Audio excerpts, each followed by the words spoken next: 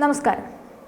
നമ്മുടെ നാട്ടിൽ റോഡ് സുരക്ഷയ്ക്കായി AI ക്യാമറകൾ സ്ഥാപിച്ച് ട്രാഫിക് നിയമലംഘനങ്ങൾ നിരീക്ഷിക്കാൻ തുടങ്ങിയപ്പോൾ എന്തൊരു ബഹളമായിരുന്നു.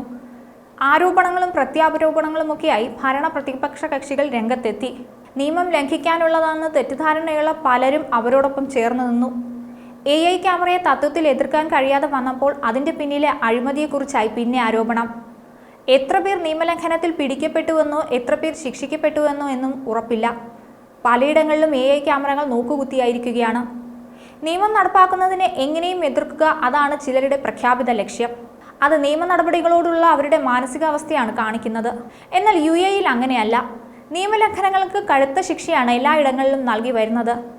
ലോകത്തിൻ്റെ എല്ലാ രാജ്യങ്ങളിൽ നിന്നുള്ള പ്രവാസികളുള്ള സ്ഥലമായതിനാൽ ഓരോ രാജ്യത്തു നിന്നും എത്തുന്നവരുടെ മനസ്ഥിതി അനുസരിച്ച് നിയമം പാലിക്കലും നിയമം ലംഘിക്കലും ഒക്കെ ഉണ്ടാകാറുണ്ട്.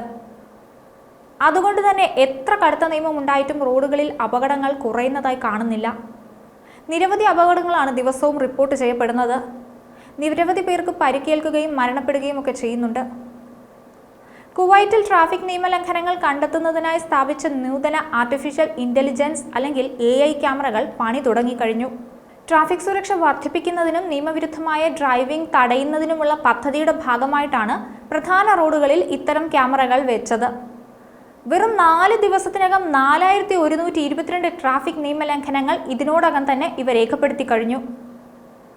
സീറ്റ് ബെൽറ്റ് ധരിക്കാതെ വാഹനം ഓടിക്കുമ്പോൾ മൊബൈൽ ഫോൺ ഉപയോഗിക്കൽ, അശ്രദ്ധവും അപകടകരവുമായ ഡ്രൈവിംഗ്, തെറ്റായ രീതിയിലുള്ള ലൈൻ മാറ്റങ്ങൾ തുടങ്ങിയ നിയമലംഘനങ്ങളാണ് ഈ ക്യാമറകൾ കണ്ടെത്തിയത്. ഇവയിൽ പലതും സാധാരണ ക്യാമറകൾക്ക് കണ്ടുപിടിക്കാൻ കഴിയാത്ത നിയമലംഘനങ്ങളാണെന്നാണ് അധികൃതർ പറയുന്നത്. രാജ്യത്തുടനീളം സുരക്ഷിതമായ റോഡ് സാഹചര്യങ്ങൾ ഉറപ്പാക്കാൻ രൂപകൽപ്പന ചെയ്തിരിക്കുന്ന അത്യാധുനിക AI സാങ്കേതിക വിദ്യകളുമായി സംയോജിപ്പിച്ച് ഓട്ടോമാറ്റിക് മോണിറ്ററിംഗ് ക്യാമറകളുടെ ശൃംഖലകൾ ഈ നിയമലംഘനങ്ങൾക്ക് സ്വന്തം നിലയിൽ കണ്ടെത്തി റിപ്പോർട്ട് ചെയ്തിരുന്നു.